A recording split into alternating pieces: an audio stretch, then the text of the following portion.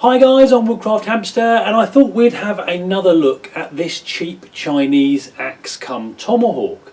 Now if you saw my last video on this, the whole reason behind buying it is because it was really cheap and I wanted to see if it would work as maybe a budget option for bushcraft.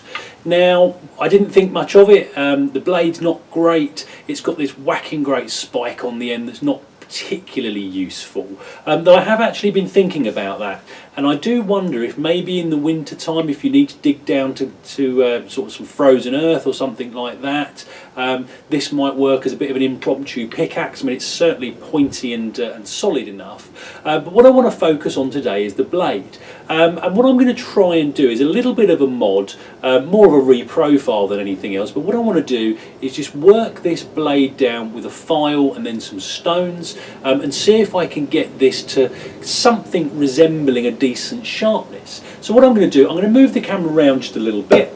I'm going to set up on my vise because it should make my life a little bit easier to do it that way, and I'll show you what it is we're going to do. Right then guys, so I've just got a little block of wood in my vise here just to help support this, keep it at the right angle, and all I'm going to do is just tighten this down in here on the handle.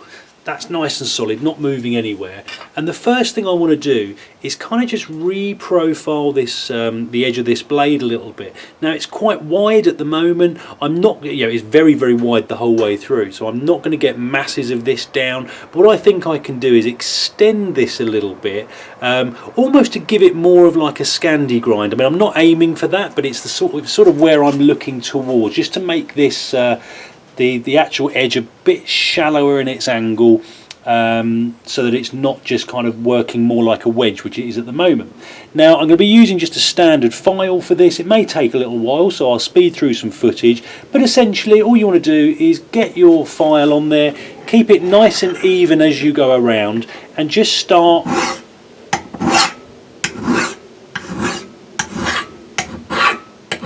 with some nice simple even strokes. And it's very important that you keep this even all the way through, or you end up with a mismatched bevel.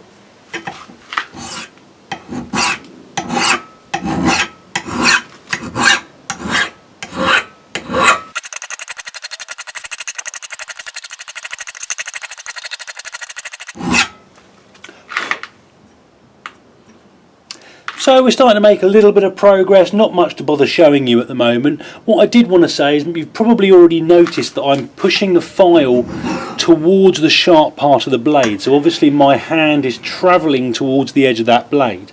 Now this isn't the safest way to do it. You can do it the other way around. Because of the way my vise is set up, this is the easiest way for me to do it. But I'm doing it being very mindful that I'm pushing my hand towards a sharp edge.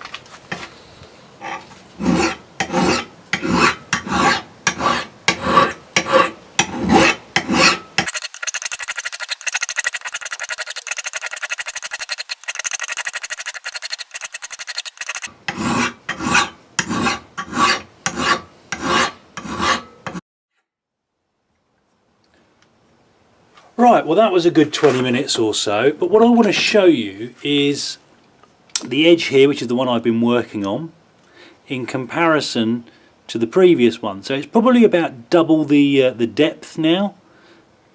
Can't quite show you that in the profile, but essentially we've kind of widened this bevel, which in itself has made it slightly less acute. And all I really want to do now is just flip over and start working on the other side. I'm not going to bore you with all of this, but I'll get this done and we'll come back and work on some stones.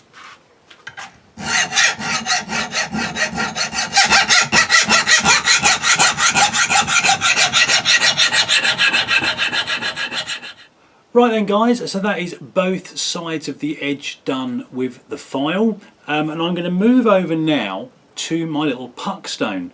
Now I really like these for axes. They're really easy and simple to use, and I think having this point on here is actually going to come in our favour for this bit. So essentially I'm going to use that to wedge it into my carving stump. And the way to use these puck stones, I say they're really simple, is you will just line them up against your bevel and use them in a circular motion.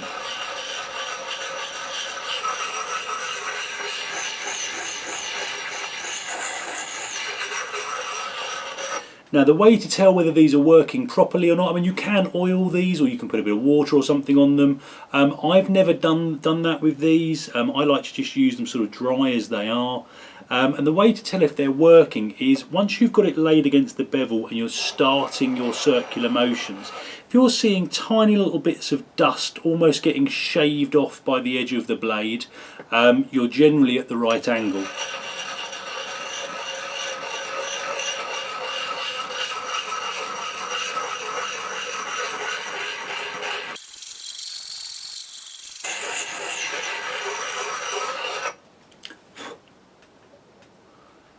And then once you've done one side, maybe 30 seconds to a minute, move over to the other side.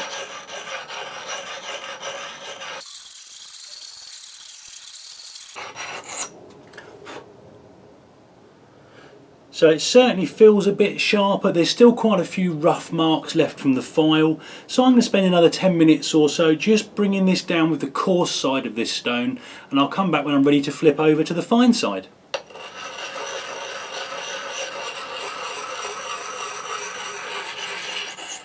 So that's the coarse stone done. I'm now moving over to the fine stone, which you can see by these 4 dots on this particular one.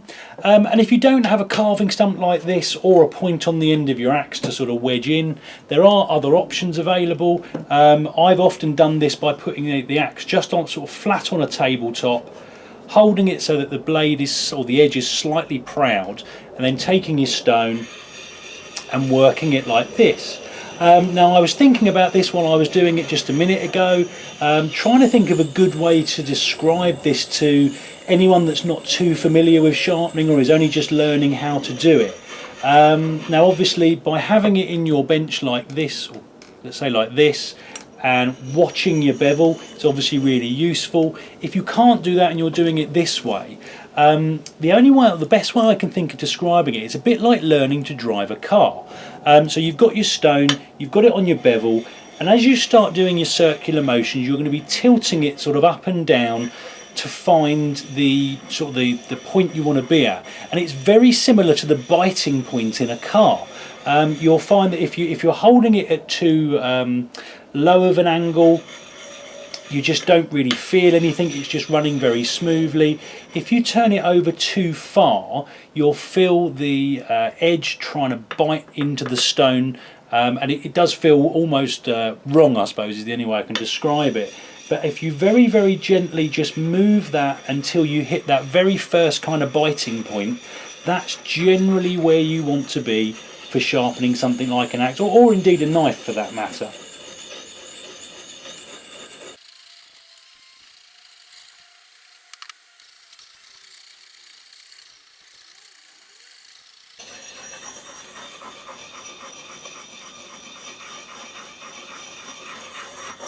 Now the last thing I want to do is give this a little bit of a strop just to get rid of all those burrs and imperfections from the sharpening process. So I'm just putting a bit of this honing compound, Starkey Blue or Smurf Poo as they call it, onto a wood-backed leather strop.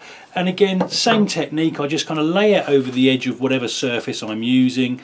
And obviously because this is leather and it's a soft material, you can't push it towards the edge, you need to pull it down away from the sharp cutting edge.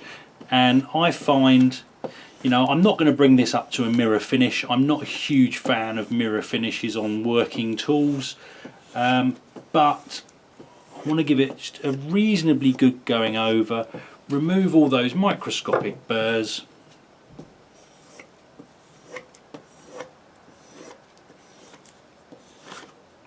and obviously just be careful with your hands towards the sharp edge of the blade again.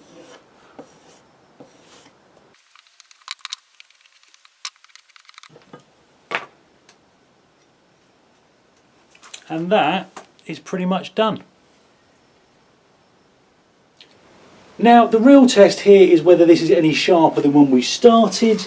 Let's have a look. Move myself round for you.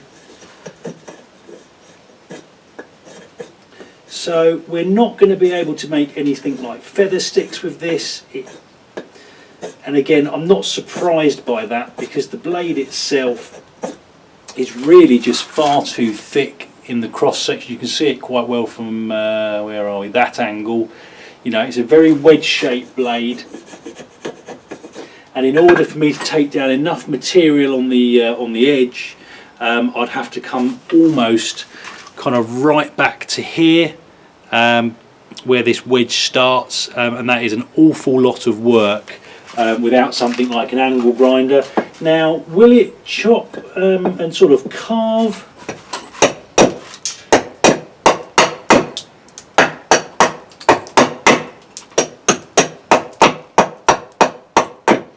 Okay, it wants to twist a little bit, you know, it's got that big wedge shape that's not massively conducive to carving. But it's certainly carving better than it did when I first used it and took it out of the box.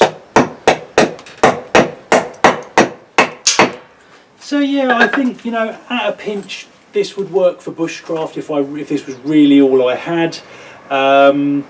You know, I could mod it a little bit further, try and improve this edge a little bit more, which actually does feel a lot sharper, at least with the thumb test. But I don't think this will be making its way into my bushcrafting kit. I might take it now and again as a bit of an oddity. I think this would be quite a nice little thrower. You know, if I'm out of a group of friends, something to sort of pass the time, you know, find an old tree stump or something. And again, you know, it might work well as a sort of digging tool, especially in the colder weather when the ground is harder. But you know, I wouldn't want to be cutting up splitting wood for a fire is probably going to be okay with this. I wouldn't want to be carving with it. I wouldn't want to be trying to sort of you know, cut down sort of I don't know, 6-inch thick logs into firewood. I think this would struggle with that. And again, if it gets stuck into a round, you've not really got anything to sort of knock it through with because of that spike. So, you know, it was a nice little theory. You know, I wanted to see what kind of the cheapest possible axe I could get. You know, as I say, I think I said this in the last video, I could have gone to a DIY store and got like a little chopping hatchet, and I've used those before and I've modded those before, and you can turn them into pretty decent carving axes. So I suppose my advice, if any, from this is don't go for these kind of military style axes and tomahawks. They're not brilliant.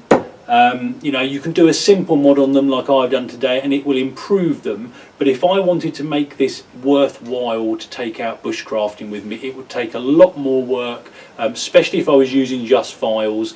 I think I could probably get away with using like an angle grinder or a belt sander maybe, but to be honest, the steel cut very easily with the file, which suggests to me that it's either not been properly heat treated, which doesn't surprise me for the cost, or it's just not very good steel. So I hope it was useful, guys. As I say, I just wanted to follow up on this because there was a little bit of interest from it in the last video. I think it has its uses. I think it's a bit of a, as I say, a bit of an oddity, something to play around with, sort of throwing axes. You know, for the price, you're not going to worry if you bust this up and you hit a rock or something with it. But my personal view, just not brilliant for bushcraft. So I hope it was useful. Comments and questions in the box below. Hit like and subscribe if you'd like to see more, and I hope you'll all join me next time. Cheers, guys.